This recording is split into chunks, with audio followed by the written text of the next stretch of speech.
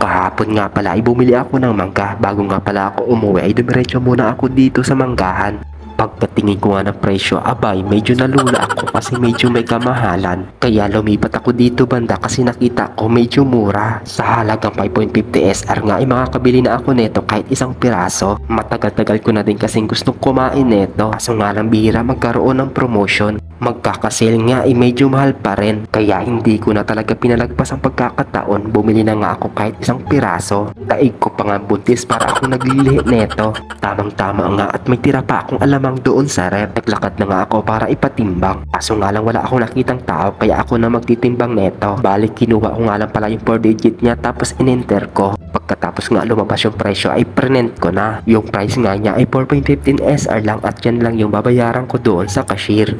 Pagkadating ko nga ng bahay ay dali-dali akong kumuha ng 2 pirasong itlog. Binasag ko na yung shell at inilagay ko na lang dyan sa malaking bowl. Pagkatapos nga ay minix-mix ko lang at mag-iwa na nga rin pala ako ng siling haba. Bali 2 pirasong siling haba nga yung ginayat ko. Isinunod ko na nga din pala yung isang buong pirasong sibuyas. Bali hiniwa ko lang siya ng pa-slice. Ngayon naman ay magsasalang na ako ng kawali. Gagamit nga pala ako dito ng butter pero pwede naman kayo gumamit dito ng mantika. Kapag nagmelt na yung butter ay pwede na ilagay yung sibuyas. Pwede na rin isabay yung siling haba.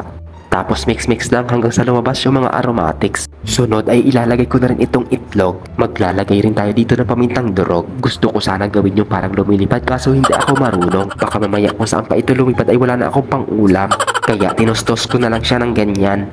Pagkatapos ko nga magprito ng itlog ay hinugasan ko na rin itong mangga. Sa tagal-tagal nga ay ngayon lang ako ulit nito makakakain. Medyo nabubulol ka pa boy. Nung nasa probinsya nga ako ay hindi binibili ang mangga. Dahil nga doon ay may sarili kaming tanim. At syempre meron din tanim yung kapitbahay namin. Kaya kapag ubos na yung mangga namin ay sinusungkit namin yung mangga ng kapitbahay.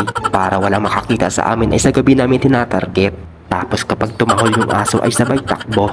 Ganon nga din ba ang ginagawa nyo kapag nasa probinsya kayo? Nakakamiss nga rin pala nung mga araw na yun kung pwede nga lang ibalik yung panahon ay ibabalik ko. Tapos ko na mabalatan kaya hiniwa ko na side by side. Habang binabalatan ko nga kanina neto ay naglalaway na ako. Hindi nyo lang nakikita tumutulo na laway ko. Charot lang.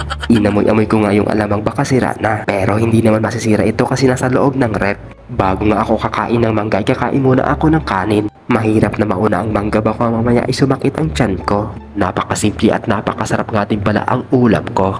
Kahit araw-araw ako mag-ulam ng itlog basta torta ay hindi ako magsasawa. Binibilisan ko na nga ang pagkain kasi gusto ko na kumain ng mangga. Dahil tapos na ako kumain ng kanin na ilalantakan ko na itong mangga. Kinutsara ko na yung alamang at naglagay na ako dito sa pinggan. Pagpasensyahin nyo na nga rin pala ako kung napatakam kita sa mangga. Sayang nga yung dumikit sa kutsara kaya sinimot ko. Medyo may pagkaginto nga din pala ang bili ko dito sa alamang. Pero sulit na sulit din naman kasi sobrang sarap. Pwede rin siyang iulam sa kanin kapag wala ka pang bili ng ulam. Pero masarap talaga isawsaw yung mangga dito sa alamang. So ayun guys, dito ko na nga rin pala tatapusin ang video ko. Huwag mo muna i-scroll, tapusin mo muna ang video. Kung hindi ka pa nga pala nakapalo sa page ko ay ipalo mo na ako. So paano, hanggang dito na lang. Thank you for watching. God bless po sa inyong lahat. See you on my next vlog. Mag-iingat palagi. Follow for more. Bye-bye!